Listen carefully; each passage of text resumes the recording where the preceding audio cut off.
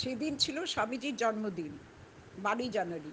তার আগের দিন সমস্ত পাড়ার বাচ্চারা যারা একসঙ্গে খেলাধুলো করতো, তারা ঠিক করলো আমরা না করবো, স্বামীজির জন্মদিন উৎসব করব, জন্মদিন উৎসব পালন করব।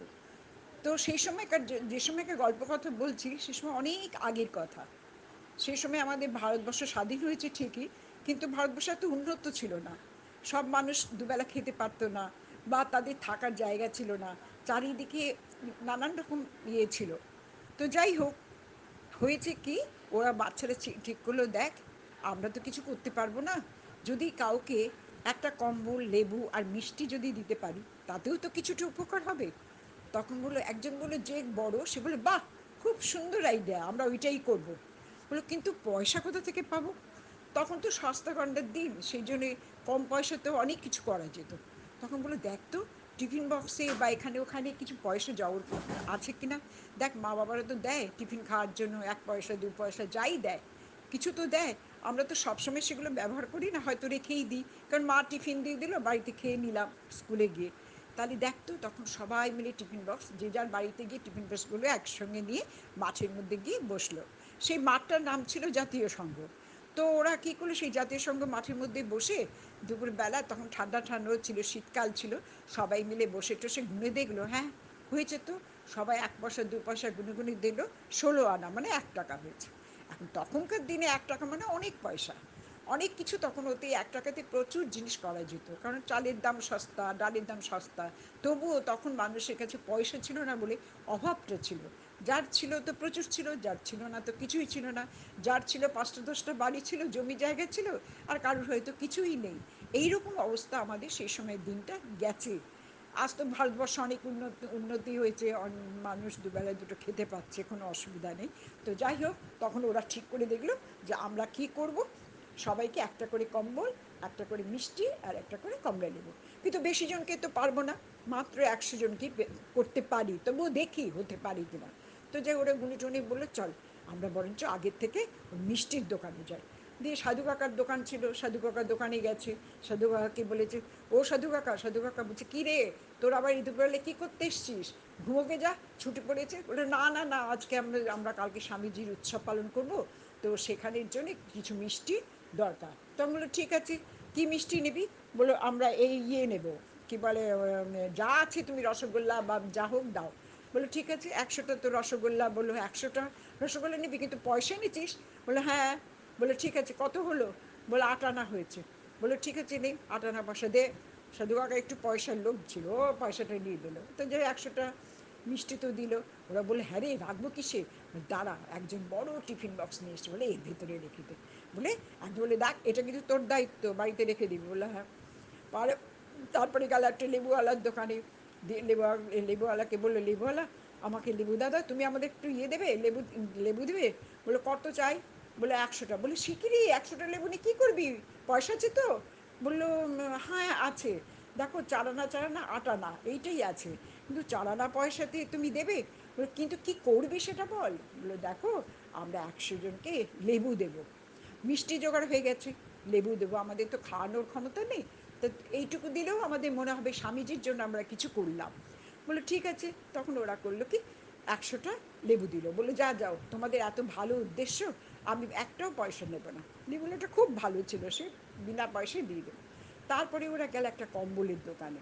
কম্বলের দোকানে গিয়ে কম্বলকে বললো, কমলাকে বললো, দাদা, হ্যাঁ দাদা, দাদা তুমি আমাদের, কাকু, হ্যাঁ কাকু, তুমি আমাদের দেবে, একটা করে আমাদের কম্বল দেবে। বললো, কটা চাই? বললো, 100টা। বললো, পয়সা নিয়েছিস? বললো, হ্যাঁ এনেছি, কিন্তু 8 আনা আছে। বললো, কিন্তু কী করবি বলতো? বললো, কী আর করবো, আমি করবো, কি বলে, আমরা 100 জনকে কম্বল দেবো, শীতকাল পড়েছে তো, এবারে প্রচণ্ড ঠান্ডাও আছে, ওই জন্য দেবো, সবাইকে তো দিতে পারবো না, যতজন হবে 100 জন। বললো, বাহ, এ তো খুব ভালো বুদ্ধি, দেখ আমি একটাও পয়সা নেবো না। ওরা করলো কি, একটা পয়সা না দিয়ে 100টা কম্বল দিল। দিয়ে সব জোগাড় টোগাড় হয়ে গেল।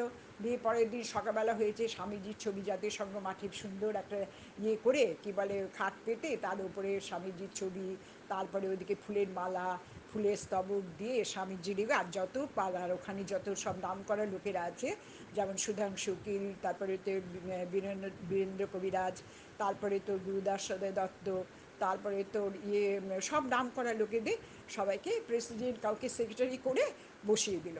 দিয়ে তো সকালবেলা শুরু হয়েছে, স্বামীজির গান শুরু হলো। আর মাইক ছিল সুরসাথী, ওরা করলো কি, ওদের ফ্রি মাইক দিল।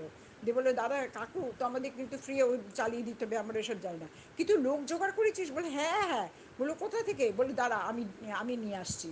বলে এদিক ওদিক গঙ্গার ধারে খুঁজে, ওদিকে আমাদের তো ভাগীরথী নদী ছিল, ভাগীরথী তীরে ওদিকে এদিক সেদিক করে সমস্ত লোককে একসঙ্গে 100টা জোগাড় করে, তখন সবাই যখন জানতে পেরেছে, সবাই তখন বলছে দেখো এবারে তো এত হবে না, ওরা বাচ্চা ছেলে, ওদের তুমি বরঞ্চ পরে তোমরা কোনো সময় ওরা করবে, সেই সময় আমরা দেখব।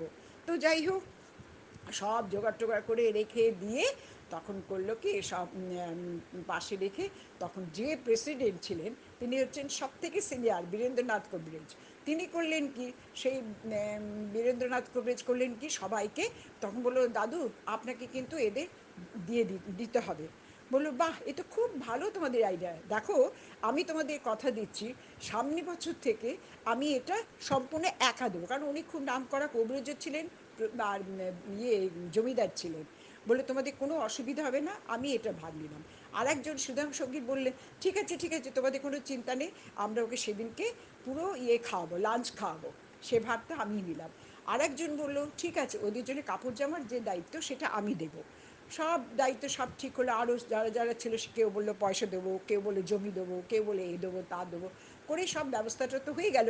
কিন্তু এই বছরের যে একটা সুন্দর ধারণা, একটা চিন্তাধারা এই বাচ্চা শিশুদের মধ্যে, সেই দিয়ে প্রশংসা করলেন প্রেসিডেন্ট কে, না বীরেন্দ্রনাথ করবে। উনি বললেন এই বাচ্চা শিশুদের মধ্যে এই যে প্রেরণা, এই যে চিন্তাধারা, আমাদের আগামী জীবনে যেসব শিশু বাচ্চারা আসবে, তাদের ভেতরে এই প্রেরণা আমাদের জোগানো উচিত, এবং সেই চিন্তাধারাটা বাবা মার মধ্যে দিয়ে বাচ্চাদের শেখানো উচিত।